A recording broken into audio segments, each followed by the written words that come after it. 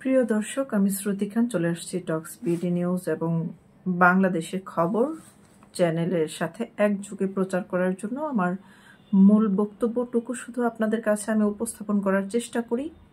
তবে এবার দেখেন, সুদখোর একজন সুদের ব্যবসায়ী সরকার হলে বাংলাদেশের অবস্থা কেমন হতে পারে, মানে একটি রাষ্ট্র ব্যবস্থা কেমন হতে পারে, তার নমুনা আপনারা এই বিগত 100 দিন পার হয়ে যাওয়া বাংলাদেশকে দেখি কিন্তু আপনারা বুঝতে পারছেন, টের পাচ্ছেন, হারে হারে এই বাংলাদেশের জনগণ টের পাচ্ছে যে কোন পরিস্থিতিতে আছে বর্তমান বাংলাদেশ। যারা ব্যবসায়ী ছিল তারা দুমড়ে মুচড়ে ভেঙে পড়েছে। বিভিন্ন ব্যবসায়ীর নামে মিথ্যা মামলা দেওয়া হয়েছে, যারা কোনো প্রকার রাজনৈতিক সাথে জড়িত না, এবং মিথ্যা মামলা দেওয়ার পাশাপাশি তাদের থেকে চাঁদাবাজিও করা হচ্ছে মোটা অঙ্কের। পাশাপাশি বিভিন্ন সাধারণ মানুষ যাদের কাছ থেকে অর্থবিত্ত হাতিয়ে নেওয়া যাবে তাদেরকেও কিন্তু মিথ্যা মামলায় ফাঁসাচ্ছে, মানে বিভিন্ন জায়গার সাধারণ মানুষকেও কিন্তু ফাঁসাচ্ছে রাজনীতির বাইরে।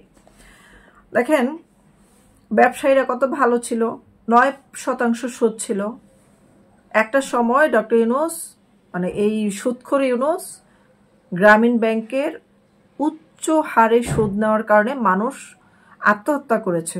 অসংখ্য মহিলারা, তারা পারিবারিকভাবে দৈন্যতার কারণে বা যে কারণে টাকাটা নিয়েছিল সেই টাকার অতিরিক্ত সুদের চাপে আয়ের পরিমাণ কম থাকার কারণে তারা ফেঁসে যেত, কিস্তি দিতে পারতো না, বা প্রাকৃতিক দুর্যোগ বা অসুস্থতার কারণে সেই বিষয়গুলো কিন্তু তারা কম্প্রোমাইজ করতো না, যে কারণে অতিরিক্ত চাপের কারণে বহু মানুষ নিজের জীবন দিয়ে দিয়েছে।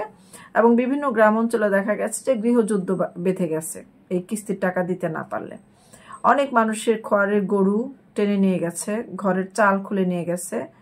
তারপরেও বলে তারা নাকি নারী শক্তির উন্নয়ন করেছে এবং মাইক্রো ক্রেডিট করে নোবেল প্রাইজ নিয়েছে। অথচ এটা এই যে উচ্চ হারের সুদ, যে মানুষের কাছ থেকে রক্তচোষা টাকা নিয়েছে, সেই টাকা দিয়ে কিন্তু নোবেল প্রাইজ কিনেছে। এটা অনেকেই জানে এই বিষয়টা, এবং এটা নিয়ে নেদারল্যান্ডের যেখান থেকে তাকে পুরস্কার দেওয়া হয় সেই দেশেও কিন্তু তার বিরুদ্ধে প্রতিবেদন প্রকাশ করা হয়েছিল। এখন যুগান্তর পত্রিকায় আজকে 5ই ডিসেম্বরে এমন একটি খবর প্রকাশ করেছে যেটি বাংলাদেশের অর্থনীতি তো এমনিতেই তলানিতে আছে, তারপরে এখন বাংলাদেশের কোনো ব্যবসায়ী ব্যবসা করে চলতে পারবে না। ব্যবসা অটোমেটিকলি সবাই তালা মেরে দেশ থেকে মানে ভিক্ষার থালা হাতে নিতে হবে। তো বিষয়টি আমি আপনাদের সামনে উপস্থাপন করব, তার আগে আপনারা আমার চ্যানেলটি যদি সাবস্ক্রাইব করে না থাকেন সাবস্ক্রাইব করে নেন। উচ্চ সুদের বিপাকে উদ্যোক্তারা, ডক্টর ইউনূস 8 তারিখে বাংলাদেশে এসে কি বলেছিল, ক্ষমতা হাতে নিয়ে তোমরা চাকরির পিছনে দৌড়াবা না, তোমরা এক একজন উদ্যোক্তা হবা। মানে সুদখোর ইউনূসের কাছ থেকে গ্রামীণ ব্যাংক থেকে সুদের টাকা নিবে ব্যবসা করার জন্য, তারপরে সেই টাকার উচ্চ হারে সুদ দিতে হবে, তারপর সুদ দিয়ে তারা সবাই উদ্যোক্তা হবে। মানুষকে শোষণ করার মতো এত বড় চাবুক আর পৃথিবীতে কিছুই হতে পারে না, সুদের চেয়ে বড় চাবুক। তো প্রতিবেদনটি আমি আপনাদেরকে পড়ে শোনাই। বরাবর ব্যাংক ঋণে সুদ হার বৃদ্ধিতে চরম সংকটে পড়েছে বেসরকারি খাতের উদ্যোক্তারা। ফলে ব্যবসা প্রসার সহ থমকে রয়েছে বিনিয়োগ। ব্যবসা ও বিনিয়োগ খরচ বেড়ে যাওয়ায় বিপাকে পড়েছেন বেশিরভাগ উদ্যোক্তা। তারা বলেছেন যে দেশে এখন বিনিয়োগের কোনো পরিবেশ নেই, বরং ব্যবসায়ীরা টিকে থাকার লড়াই করছে। তথ্য উপাত্ত বলছে বাংলাদেশ ব্যাংক মূল্যস্ফীতির লাগাম টানতে নীতি, সুদ বাড়িয়ে 10% করার ব্যাংক ঋণের সুদ 15% পর্যন্ত বেড়ে গেছে। এতে ব্যাংক ঋণের উপর নির্ভরশীল ছোট ছোট এবং মাঝারি বড় ব্যবসায়ীরা সবচেয়ে বেশি ক্ষতিগ্রস্ত হচ্ছেন। এলসি খোলার হার কমেছে 7% এবং উৎপাদন কমেছে 25 থেকে 40% পর্যন্ত। এতে ঋণ খেলাপি আরও বেড়ে যাবে।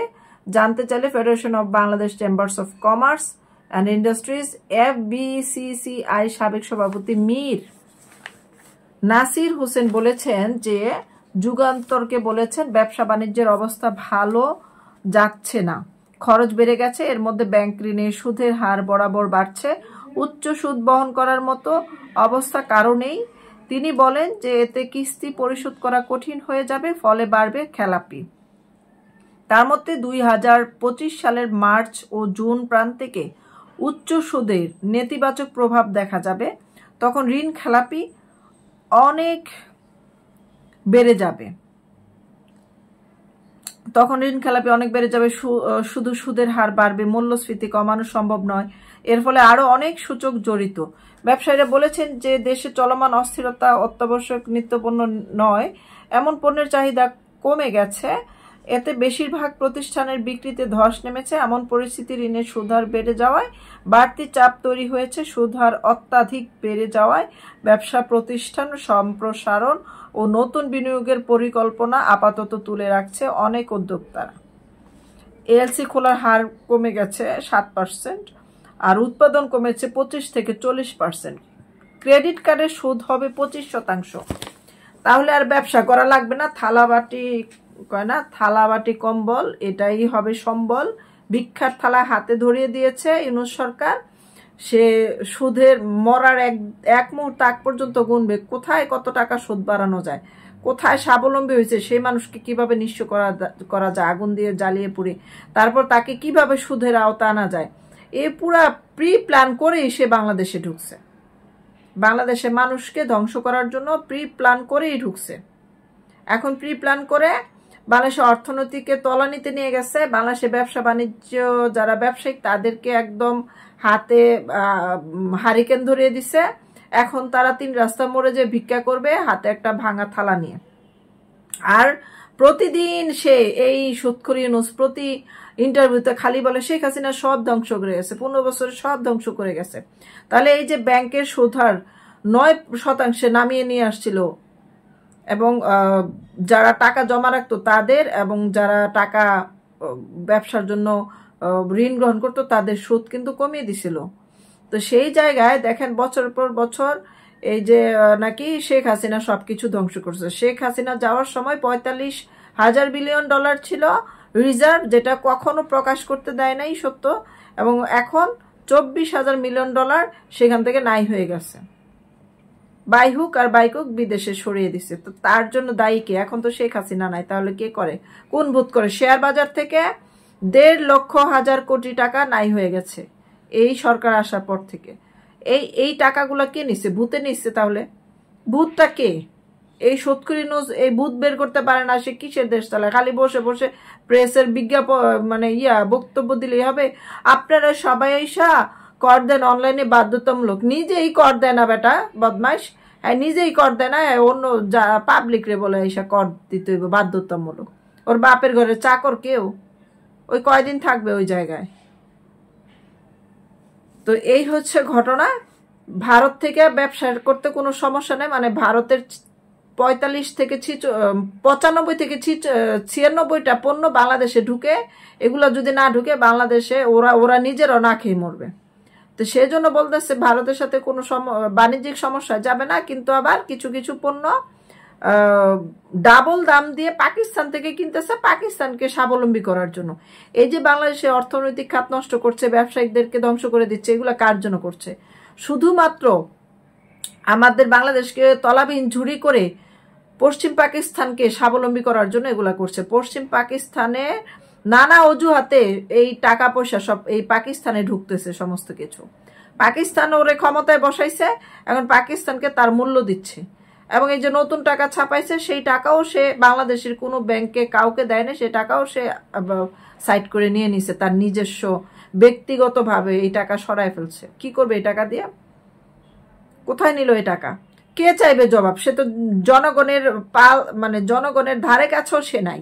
জনগণের কোনো জবাবদিহিতার ধারে কাছেও নাই। তো জবাবদিহিতামূলক সরকার দরকার বলে বলে গলাবাজি করলো এবং মানুষকে বুঝাইলো যে জবাবদিহিতামূলক সরকার দরকার। শেখ হাসিনা নাকি জবাবদিহিতা করে না। শেখ হাসিনাকে যারা প্রশ্ন করতো সাংবাদিক, তাদেরকে জেলে ভরা হইলো, তাদেরকে দুর্নীতির মামলা দেওয়া হইলো। কি না করছে? তাহলে এখন এই সরকার কেন আদালত থেকে ধরে সব জায়গায় বিচার বিভাগ সব নিজের ব্যক্তিগত পাঠাগার বানায় ফেললো, ব্যক্তিগত এনজিও বানায় ফেললো, সব জায়গায় উপদেষ্টা মন্ডলী এনজিও বানিয়ে ফেলছে, তার বিচার বিভাগ এনজিও বানিয়ে ফেলছে, সমস্ত জায়গায় তার এনজিও গ্রাম ঢুকায় ফেলছে, সুদ ঢুকায় ফেলছে সব জায়গায়।